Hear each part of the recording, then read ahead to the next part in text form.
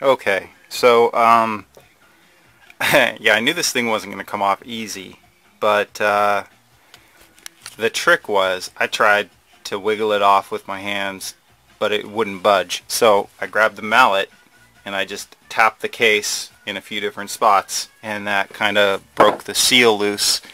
And as you can see, my oil seal is still completely intact because I took off the case very carefully. Now, most auto mechanics, they're just going to replace the seal, and a kit for this, doing this job, is 30 bucks. So if you're careful, save yourself 30 bucks. Go over the seal with, like I'm doing with my finger, with some oil. Make sure it's nice and lubricated before you put it back on. And just be really careful. Like I pulled out this brash washer on the bottom and made sure that I knew where this was sitting when I was pulling it off. This did get in the way. I would almost recommend that you just pull it off. It's just going to make it life easier. You might even want to pull off the peg. But the reason this came off so easily actually is because this broke so far in that I only had to pull it out a little ways before it just came off, and there it is. This washer right here, this was actually stuck right here, and then the clutch lever, if you pull this pin out, then the clutch lever would fall out. So, you know, just be aware of that when you're taking things apart, where everything goes. Videotape everything so you know how it goes back together.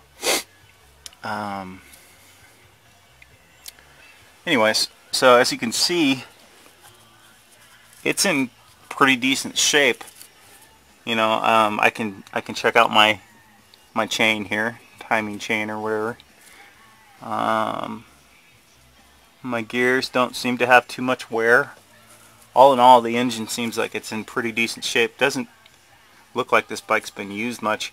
I mean, I know my dad used it, but half the time he couldn't get it started because he didn't know the starting trick. So it sat in our garage forever. And by the way, the starting trick is, if you don't know it already, I mean, if you own the bike, you probably know it, but don't touch the throttle. Open up your choke. Make sure your gas is on. Hold your decompression lever down. Do about 6 kicks with your decompression lever down. And on the last kick, on your way back up, you want to release your decompression lever about halfway up on your kick. And then you'll hear it click a couple more times as you let it raise all the way to the top. And then give it one good solid kick all the way through. And this bike, I mean, after not firing for a year, fired first try. So that's just that. So anyways, now I'm going to try to take this piece out. I'm going to go grab my other one that's new and make sure that all the parts are there, because I don't want to even mess with this if, you know, if it's not even the same piece. That would be really disappointing. I bought it off eBay. Who knows? You know, maybe the seller didn't know what they had, so it's possible. Alright, let's check it out. Okay, this is the part where you got to start problem solving. Just sit there. If you can't figure something out, you need to sit there and look at it for a while. And don't do anything hasty like take apart your whole engine. You know, you don't want to do anything like that. So ends up that the part looks correct, which is good. So what happened was this was on over the top. So there was this washer. I'm just going to reassemble it so you can see. There was a spring, and there was this piece, and I want to make sure that it was going back on the same way that I found it So it was actually up like that. This bump was on that side. So when I looked at it first, I was looking at this, and I was thinking, oh no, you know, it looks different. So just pulled this off.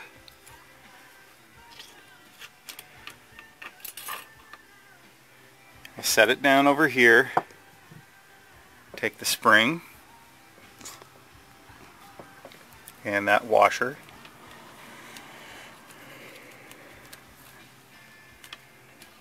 And put that like it was assembled up here. And then I'm looking at this and I'm going, okay, there's a couple of 10mm bolts back there, and then there's the gear. It looks a little sloppy, but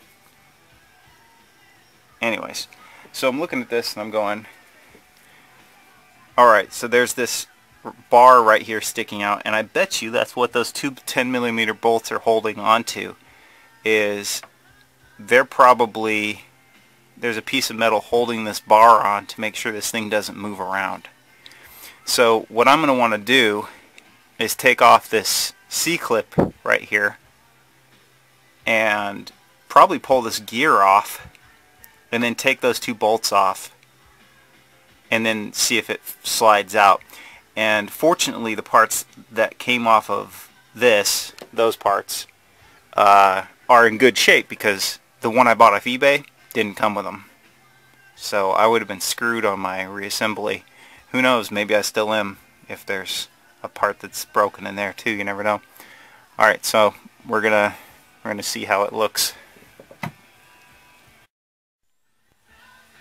Okay, I've had a heck of a time with this.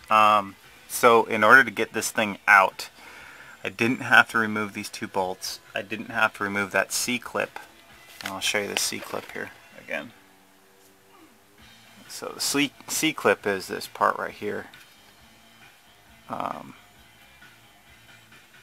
Yeah, you can see it. See how it has those two holes in it? I thought I had to get that off to get this off, but it ends up that this gear comes off that direction, so that wouldn't have made any difference. So the way it works is, if you look at this keeper piece right here, it's shaped kind of funny. It has a little divot right here.